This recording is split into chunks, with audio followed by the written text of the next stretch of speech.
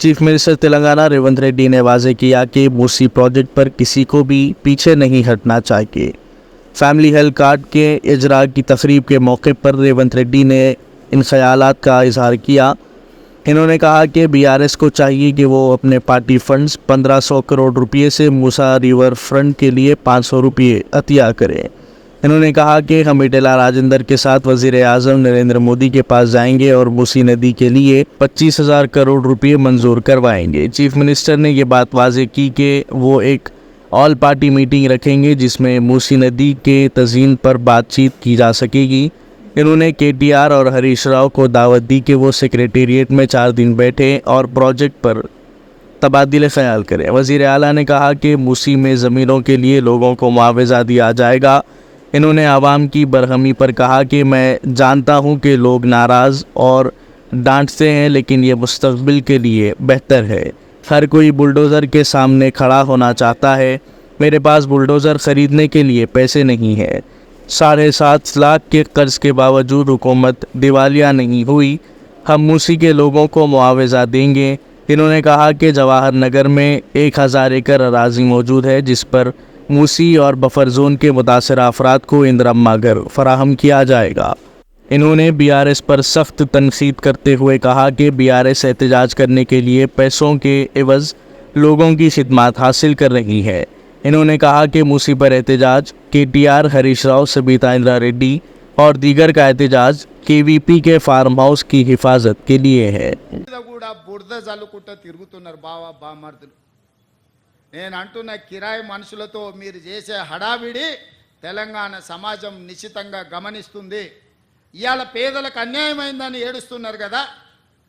ఈ తెలంగాణ రాష్ట్రాన్ని దోసుకున్న నిధులు మీ పార్టీ ఖాతాలో 1500 కోట్లు ఉన్నాయి.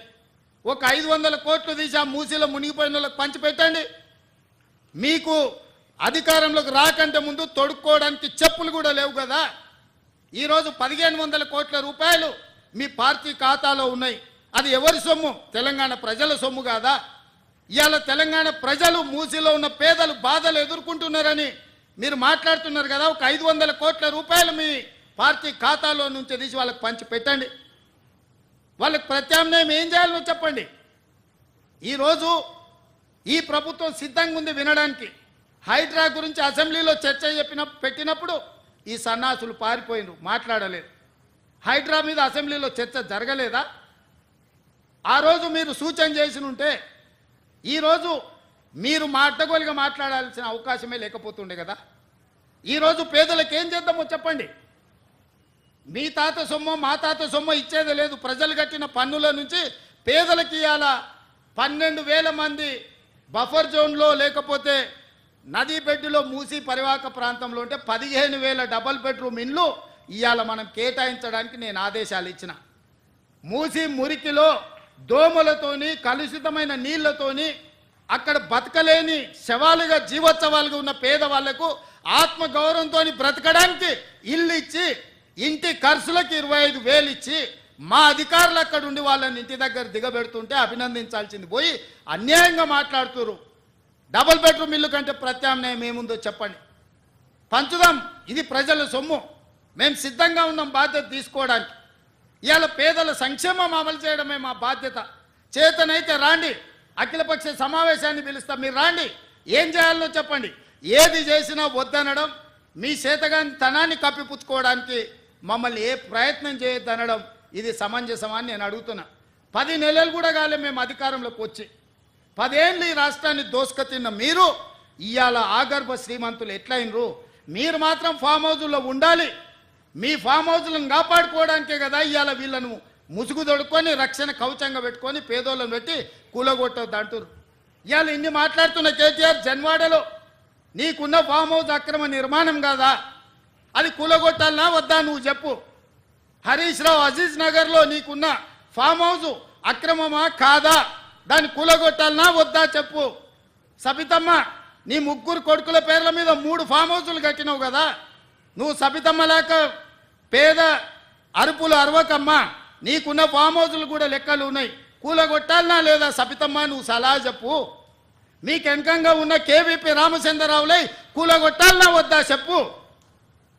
ఇవాళ అక్రమంగా ఫామ్ హౌజులు నిర్మించుకొని మీ ఫామ్ హౌజుల మీద ఎక్కడైతే తొలగింపు ఏటు పడుతుందో మీ ఫామ్ హౌజులు కూలుతాయని చెప్పి ఇవాళ పేదలను రక్షణ కవచంగా పెట్టుకొని ఇవాళ మీరు నాటకాలు ఆడుతున్నారు.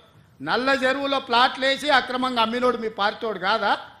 మూసి నది ఒడ్డున ప్లాట్లు వేసి పేదలకు 10 లక్షలకు 100 గజాలు అమ్మింది మీ సన్నాసులు టీఆర్ఎస్ నాయకులు కాదా?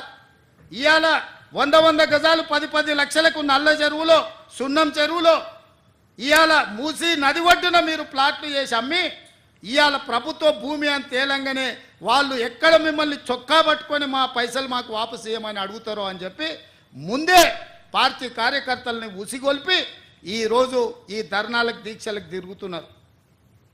ఇవాళ మూసీలో వచ్చిన వరదలు తెలంగాణ రాష్ట్రాన్ని హైదరాబాద్ నగరాన్ని ముంచేస్తలేవా?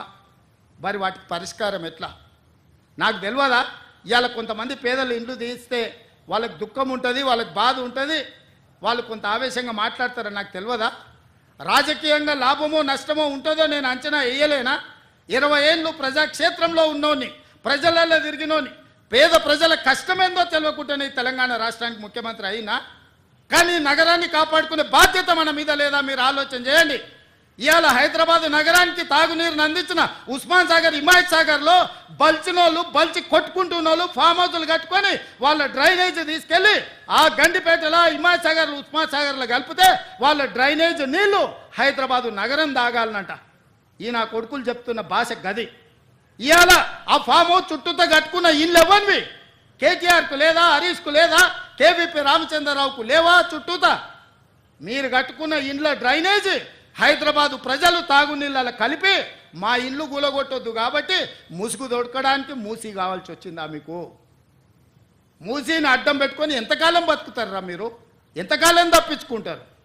వారం రోజులు, 10 రోజులు, 15 రోజులు, నెల రోజులు అయినా వదల మీ భర్త మీరు అనుకుంటూనే ఒక్కనొక్కని చింతపండు చేస్తా. మూసి పేదలకు ఏం చేద్దామో చెప్పండి. ప్రతి పేదవాడికి మంచి కాలనీలు చేసి ఇల్లు కట్టిద్దాం చెప్పండి. ప్రభుత్వం దగ్గర భూములు లేవా? ప్రభుత్వం ఏమైనా గొడ్డుపోయిందా? జవహర్ నగర్లో 1000 ఎకరాలు ఉంది ప్రభుత్వాన్ని. మూసీలు ఉన్న పేదోళ్ళందరికీ తలా 150 గజాలు చేసి ఇచ్చి ఇందిరమ్మ ఇల్లు కట్టిద్దాం. రాండి సన్నాసులారా, ముందుకు రాండి, పేదోళ్ళు కట్టిద్దాం. ఎవరైతే నమ్మి మోసపోయి కట్టుకున్నారో వాళ్ళ ఇల్లు కట్టడానికి ఎంతైందో నష్టపరిహారం ఇద్దాం, ప్రభుత్వం ఖజానా నుంచి పంచుదాం. రాండి, అందరం కూర్చొని పంచుదాం ఒకటే వేదిక మీద. ఇవాళ ఈ ప్రాంతంలో ఎంపీ ఆయన మాట్లాడుతుండు. ఇక ఆయన గురించి నేను ఎక్కువ మాట్లాడదలుచుకోలే, కానీ ఆయనకు బాధ్యత లేదా? ఎంపీకి గెలిచినావు కదా, మోడీ దగ్గర నుంచి ఏం తెస్తావు తీసుకురా.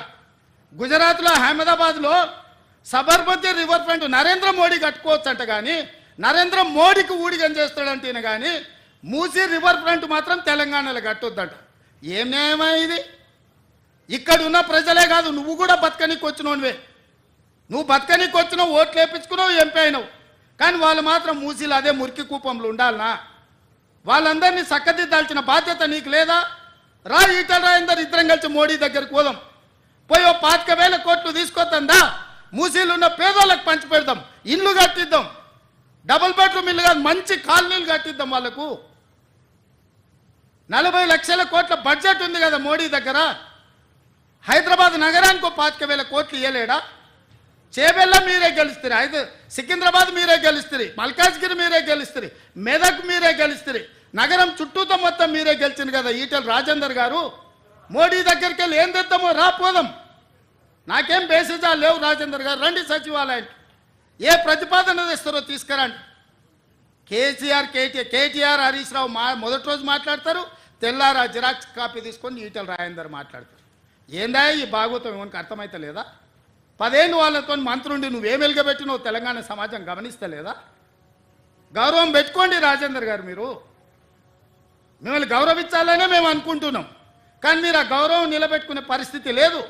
మీరు పార్టీ మారినరు, వేరే పార్టీ ఎంపీ అయినరు, కానీ పాత వాసన మాత్రం మీకు పోతలేదు. ఆ గత్తర వాసన అట్లనే మీతో కొడుతుంది, గత్తు వాసన. నేను ఇవాళ సూటిగా వారికి సూచన చేస్తున్న ఈటల రాజేందర్ గారికి, మూసీ పరివాహక ప్రాంతంలో ఉన్న పేదలకు ఇళ్ల పట్టాలతో పాటు ప్రధానమంత్రి ఆవాస్ యోజనలో ఇల్లు కట్టిద్దాం. మీరు రాండి, నరేంద్ర మోడీ దగ్గరికి వెళ్దాం, నేను వస్తా, నా మంత్రివర్గాన్ని మొత్తం తీసుకొని వస్తా. మాకేం పేషజాలు లేవు నరేంద్ర మోడీ గారిని కలవడానికి. వారు ఈ దేశానికి ప్రధానమంత్రి. మనం లక్షల కోట్ల రూపాయల కేంద్రానికి పన్నులు కట్టినాం. 25,000 కోట్లు ఆయన దగ్గర తీసుకొద్దాం, మీరు రండి. అదేవిధంగా హరీష్ కేటీఆర్ కూడా నేను చెప్తున్నా, మీరు ప్రతిపక్షం అంటారు కదా, రండి సచివాలయం 4 రోజులు కానీ లేవకుండా కూర్చుందాం, చర్చ చేద్దాం. చెరువులు ఆక్రమించుకున్నోడు ఎవడు? చెరువులు ఆక్రమించుకున్నోళ్ళు ఎవరు?